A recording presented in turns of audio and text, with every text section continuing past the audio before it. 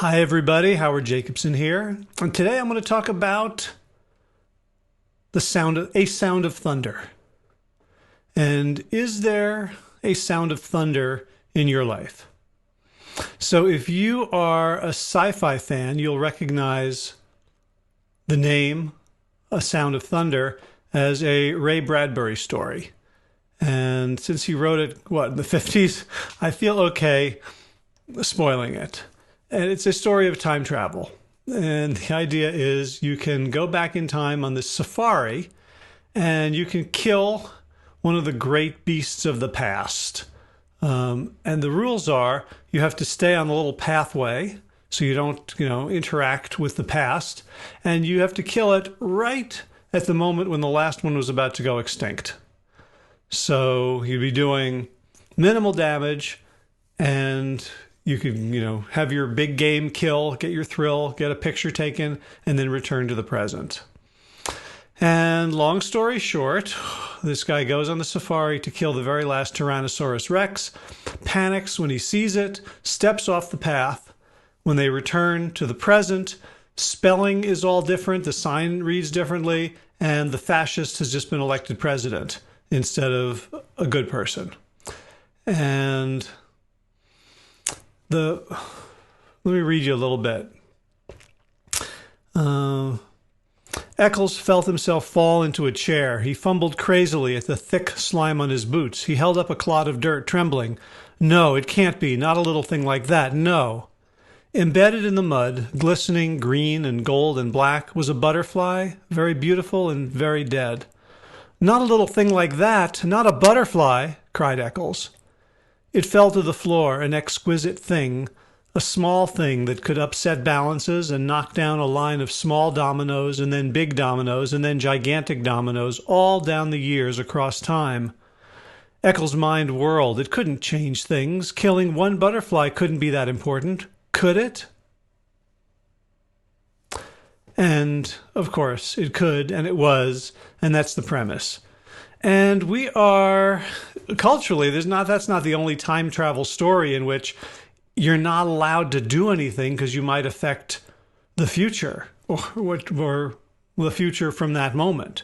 Right? There's all, it's a trope that we wouldn't want to go back in time and meet yourself or, Back to the Future, date your mother or anything because it could have such immense magical, wondrous, scary, terrible, unrecognizable, seismic, cataclysmic effects on the future. Do you get the paradox? Do you get the irony here? That we are so terrified of going back into the past and doing anything to change things. And yet, here we are in the present, which is, guess what? It's the past. It's tomorrow's past. It's next month's past. It's next year's past. What's the difference? What's the difference? If we believe so strongly culturally that going back in time and stepping on a butterfly could cause an outcome in an election 500 years hence, why don't we believe that doing one tiny thing differently today can lead to small dominoes knocking over big dominoes, knocking over gigantic dominoes? Right? Why do we feel so powerless now? Why do we feel so hesitant to act? Why do we feel like nothing we do matters? When if we just changed the narrative and went back from the future to now, we would be like, ooh, let's not mess anything up.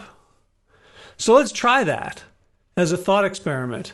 Imagine it's 20 or 30 or 50 years into the future and you get to go back in time to today to right a wrong, to change something, to fix a destiny. What would you do? So there's a fun book. See if I can stare at my bookshelf and find it. There it is. It's called The One Thing The Surprisingly Simple Truth Behind Extraordinary Results by Gary Keller with Jay Papasan. Here it is. So Gary Keller, the chairman of the board of Keller Williams Realty, the #1 real estate company in the world. And the idea of the one thing is if you focus on just one thing and set your goals to achieve one thing and focus every day on how you can make progress toward that one thing, you can make a tremendous amount of progress towards it. So they have a whole thing about dominoes. Let me see if I can find it. I hadn't thought of that when I started this video. If I had, of course, I would have stuck a Post-it in there so I could know where it is. Oh, here we go. So this is about the physics of domino progressions. Like, what size domino do you need what's the smallest domino that could knock over another domino? And it turns out it doesn't have to be the same size. It could actually be a lot smaller. So in 1983, Loren Whitehead wrote in the American Journal of Physics that he discovered that domino falls could not only topple many things, they could also topple bigger things. He described how a single domino is capable of bringing down another domino that is actually 50% larger.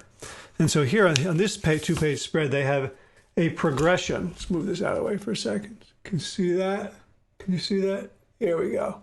So we have the first domino is 2 inches tall, and it knocks over a domino that's 50% larger than it. So by the 18th domino, we're knocking over the Tower of Pisa.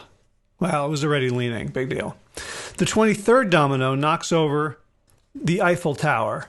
The 31st domino is actually 3,000 feet higher than Mount Everest. And the 57th domino pretty much gets us to the moon. So the butterfly was a little domino, a small domino that knocked over big dominoes and giant dominoes all down the years of time. What are the dominoes in your life? What's your moonshot, your 57th domino to the moon? Where do you want to be in a year, in 2 years, in 5 years? See, what we think is we look and say, well, I can't get to the moon. I don't have a spaceship. That's too far away. I couldn't climb Everest. Right? And it's true. We can't with our current 2-inch domino. We can't do any of those things. But what can we do today with our 2-inch domino? What 2-inch domino can you knock down today? Can you go for a walk? I was emailing today with a guy who has been doing pro bono health coaching, focusing mostly on fitness. He's a runner and he's getting people to run, but he works with the extremely sick, someone who had just come out of cardiac surgery, and the first thing they did was 60 seconds on a stationary bike. And within a couple of years, they were able to do an hour. Someone else was able to go from basically hardly walking across the room to running the Boston Marathon. And it wasn't because they did an extreme training plan. It was because they backed their way, domino by domino, to one small enough that they could push over today. Because you know what? Maybe you couldn't push over a 2-inch domino today. So then we could start with 3/4 of an inch.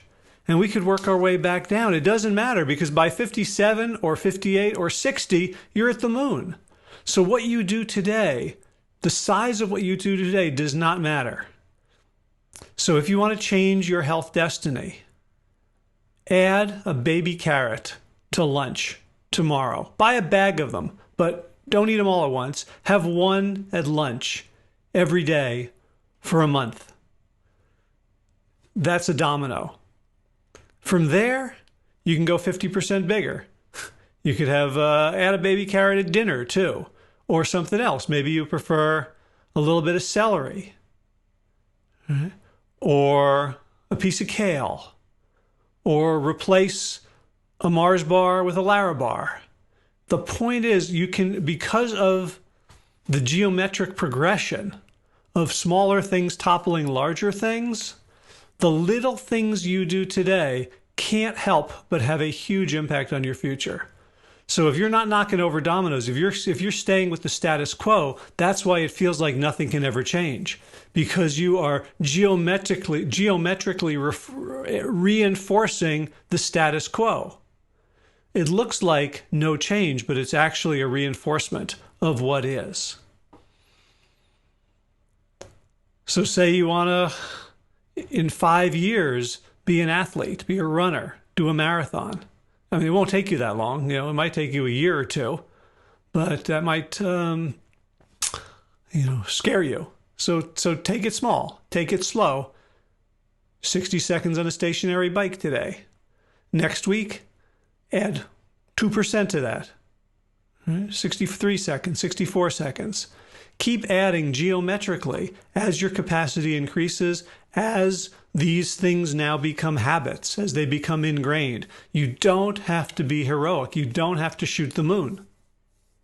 But there will come a time when getting to the moon will not seem heroic. It will seem like the next natural, easy step.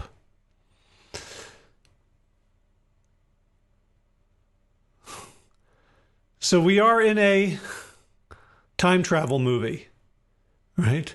We're just in the middle part, right? We can't remember that we came from the future, but there is an us in the future, and there's a world in the future.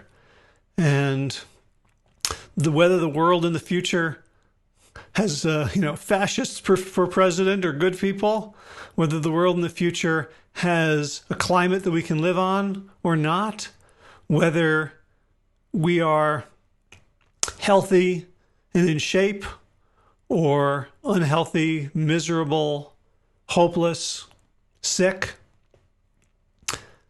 that largely depends on the dominoes that each of us and us as a collective choose to knock over today. So think about it. If you want to read the full story, you can just Google Sound of Thunder PDF, and the whole thing is there available in the public domain.